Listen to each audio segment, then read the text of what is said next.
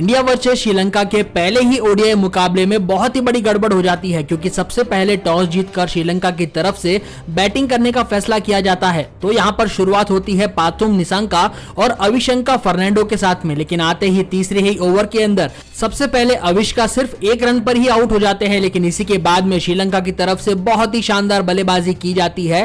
पाथुम निसांका और कुशल मेंडिस दोनों मिलकर 50 रनों से ज्यादा की साझेदारी कर देते हैं और यहां पर स्कोर 50 रनों के पार पहुंच जाता है। लेकिन तभी कुशल मेंडिस जो कि विकेट कीपर है श्रीलंका के, वो मात्र 14 रन पर आउट हो जाते हैं। दूसरी तरफ पाथुम निसांका अकेले अपने दम पर बल्लेबाजी कर रहे थे, लेकिन इसी के बाद में लगातार विकेट्स पर विकेट्स गिरने लग जाती है, क्योंकि यहां पर सधीरा सवरमिक्रमा और यहां पर चरित असलंका दोनों ही बहुत ही जल्दी आउट हो जाते हैं। कुलदीप यादव और अक्षर पटेल मिलकर एक एक विकेट निकाल देते हैं और यहां पर जो स्कोर है वो 100 रन पर भी नहीं पहुंचा था। उससे पहले श्रीलंका की 4 विकेट गिर जाती है, लेकिन उसी के बाद में यहां पर पाथुम निसांका 56 रनों की एक बहुत ही अच्छी पारी खेलते हैं। उसी के बाद में दुनीत वेललागे ने 67 रन बनाए और उसके बाद में वनेंदु हसरंगा 24 रन बनाकर आउट होते हैं और आखिर में अकीला धनंजया 17 रन बनाकर आउट हो जाते हैं। 50 ओवर के अंदर श्रीलंका ने मात्र 230 रन बनाए थे 8 विकेट के नुकसान पर, और एक बार को तो ऐसा लग रहा था कि इस मुकाबले को भारत बहुत ही आसानी के साथ में जीत जाएगी।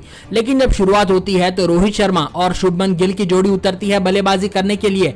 10 ओवर तक रोहित शर्मा और शुभमन गिल दोनों मिलकर जबरदस्त तरीके से यहां पर बैटिंग करने लग जाते हैं। रोहित शर्मा जिन्होंने कि 50 रन पहले ही बना दिए थे, वो बहुत ही अच्छे फॉर्म में नजर आ रहे थे, लेकिन 13वें ओवर के अंदर शुभमन गिल मात्र 16 रन बनाकर आउट हो जाते हैं। और उसी के बाद में विराट कोहली यहां पर साथ देने आते हैं रोहित शर्मा का, लेकिन उसी के बाद रोहित शर्मा भी 58 रनों की पारी खेलकर फिर से पवेलियन की तरफ लौट जाते हैं। और दोस्तों इसी के बाद क्या था, भारत की तरफ से लगातार विकेट्स गिरने लग जाती है। वॉशिंगटन सुंदर मात्र 5 रन बनाकर आउट होते हैं। विराट कोहली 24 रन पर आउट हो जाते हैं। श्रेयस अय्यर और केएल राहुल की जोड़ी भी 30 रनों से ज्यादा रन यहां पर नहीं बना पाती है। भारत की स्थिति बहुत ही बड़ी खतरे में थी, लेकिन उसी के बाद में दोस्तों केएल राहुल के बाद अक्षर पटेल और शिवम दुबे ने पारी को संभाला, जहां पर 33 रन अक्षर पटेल ने बनाए, शिवम दुबे ने 25 रन बना दिए। लेकिन दोस्तों जैसे जैसे 200 रनों का आंकड़ा पार होने लग गया था, उसी के बाद लग रहा था कि भारत इस मुकाबले को जीतेगा, लेकिन ऐसा हुआ नहीं, क्योंकि 230 रनों पर जहां पर सिर्फ 2 रनों की जरूरत थी जीतने के लिए, उसी समय पर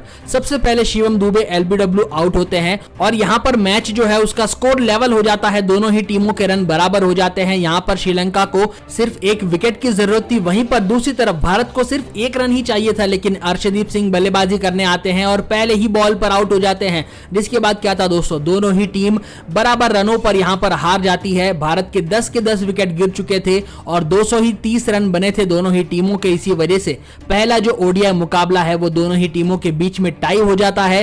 सुपर ओवर का कोई भी चांस नहीं था, क्योंकि दोनों ही टीमों ने लगभग 50 ओवर्स के आसपास खेल लिए थे। इसी वजह से सुपर ओवर नहीं हुआ और पहला ओडीआई मुकाबला भारत और श्रीलंका के बीच में टाई रहा।